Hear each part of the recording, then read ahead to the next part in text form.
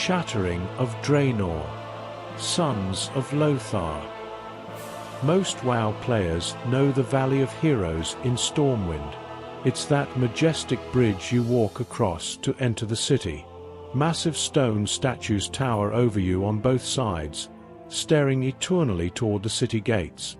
General Turalyon, Illyria Windrunner, Archmage Khadgar, Kurdran Wildhammer, and Danath Trollbane. For years, millions of players walked past them without knowing their true story. Most probably assume these heroes died a long time ago in some forgotten battle. They are pretty much alive and still kicking. These are great heroes and did things no one else dared to do. They walked into hellfire, literally, so we wouldn't have to. This is the story of the Alliance expedition, the reopening of the Dark Portal, and the beginning of the end for Draenor.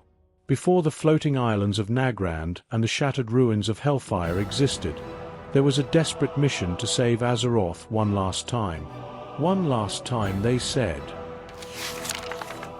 It had been 2 years since the Second War ended. The Horde was defeated, Orgrim Doomhammer was in chains, and the Dark Portal had been destroyed. The people of Azeroth finally slept soundly, believing the nightmare was over. It was not over, as always. On the other side of the rift, in the dying world of Draenor, the elder shaman Ner'zhul, who would later become the first Lich King, had taken control of the Horde. But Ner'zhul was different from his predecessors. He wasn't in it to conquer Azeroth. He was terrified of the Burning Legion coming to claim his soul. He wanted to escape. His plan was insane: open countless portals to unspoiled worlds and lead the Orcs to a new home. But to tear reality apart and open that many gateways, he needed immense power. He needed specific artifacts from Azeroth: the Skull of Gul'dan, the Book of Medivh, the Scepter of Sargeras, the Eye of Dalaran. When the Dark Portal flared to life again with red lightning, it wasn't an invasion force this time. It was a heist crew of Orcs. Led by Teyrn Gorfiend, they infiltrated the Royal Library of Stormwind for the book, breached the vaults of Dalaran for the Eye, and raided the Tomb of Sargeras for the Scepter. They attacked Netherguard Keep, distracted the Alliance, stole the artifacts in the meantime, and fled back to Draenor before the Alliance could react. King Tarina's Menethil too knew they couldn't keep defending the Orc attacks. They had to go on offense. To stop the Horde once and for all, the Alliance assembled the greatest strike team in history. They called themselves the Sons of Lothar, in honor of Anduin Lothar, the Lion of Azeroth, who had fallen in the previous war, slain by Orgrim Doomhammer in combat. Let's look at the roster of this suicide squad. High General Turalyon, a paladin struggling with his faith but wielding immense holy power. He carried Lothar's broken sword and the weight of the entire Alliance on his shoulders. The leader of the group, Illyria Windrunner, the ranger captain of Silvermoon. Unlike Turalyon, she wasn't driven by duty, but by a cold, burning hatred. The Orcs had killed her younger brother, and she had sworn to hunt them to extinction. Archmage Khadgar, though young in age, he was cursed by Medivh to have the body of an old man. He was the tactician, the only one who understood the magical threat Ner'zhul posed. Danath Trollbane, the warrior prince of Stromgarde, a seasoned veteran who represented the raw martial strength of humanity. Kurdran Wildhammer, the dwarf griffin rider, loud, boisterous, and eager to smash heads with his stormhammer while riding his griffin, Skyrie. These heroes would go down in history for their acts of bravery and make a name for themselves. Leading an entire army, these 5 heroes marched through the Dark Portal, leaving the lush green forests and blue skies of Azeroth, and stepping out onto the cracked red earth of the Tanaan Peninsula. It wasn't the shattered floating rock we know today yet, but it was already dying. The Orc warlocks had drained the life from the jungle, turning it into a wasteland similar to the Hellfire Peninsula we know now. The sky was a swirling, sickly void. The air smelled of sulfur.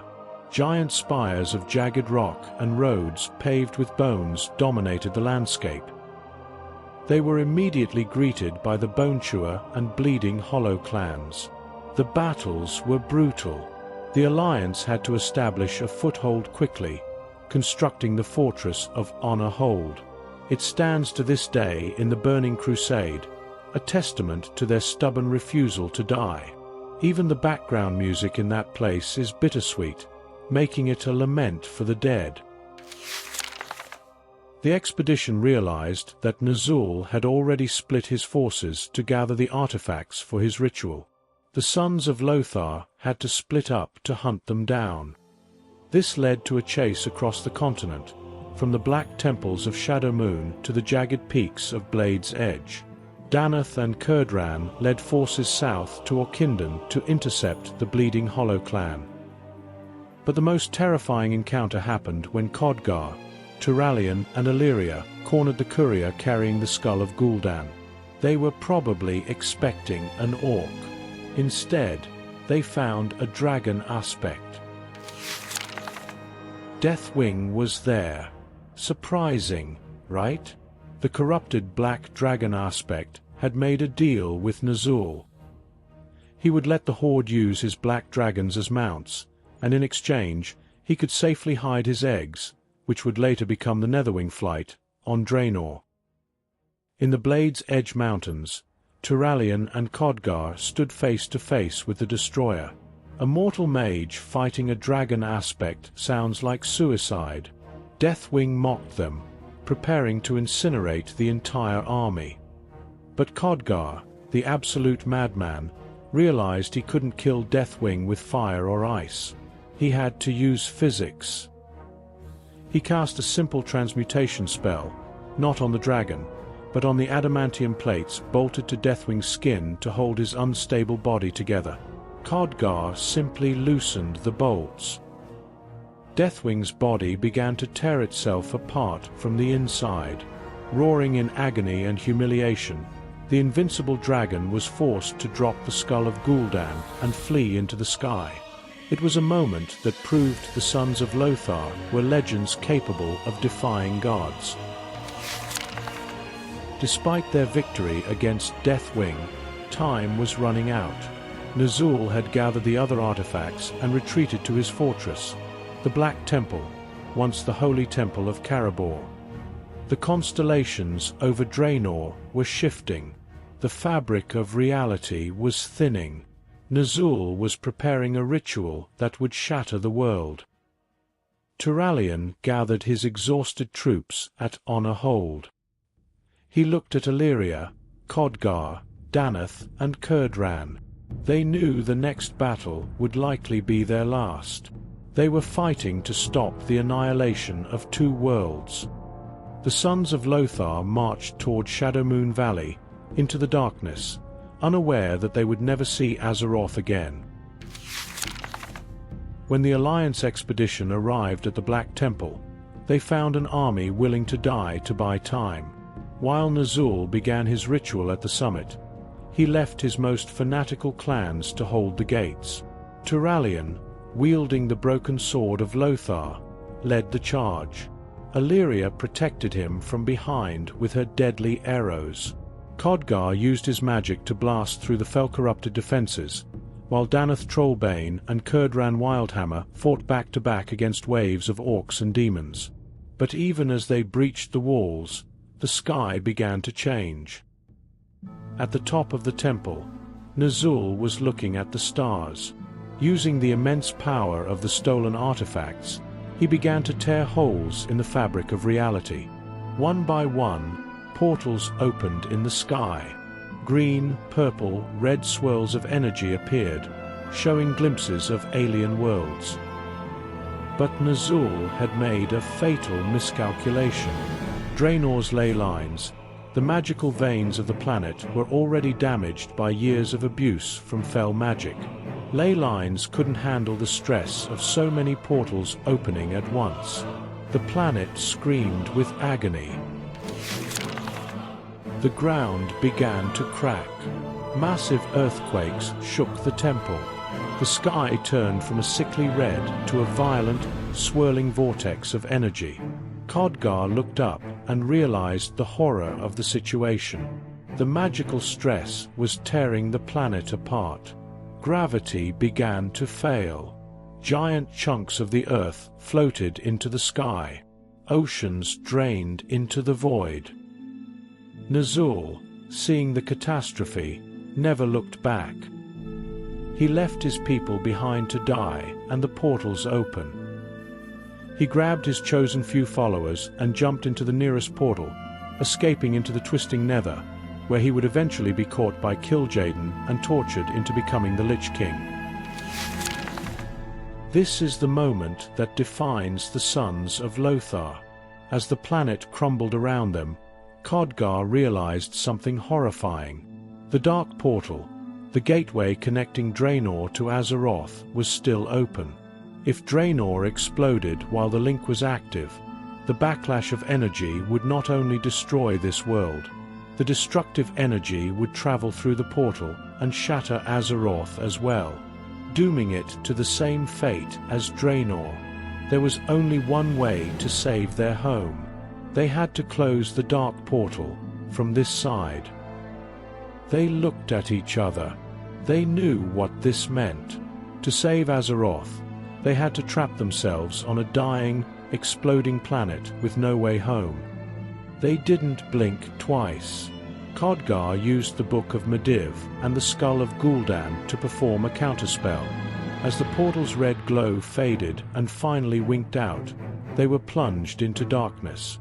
They had saved Azeroth, but they were stranded on a rock that was rapidly disintegrating into the nether.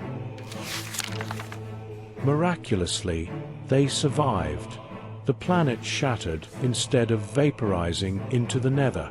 The core remained, drifting in the twisting nether, surrounded by floating islands of what used to be continents. Draenor was gone.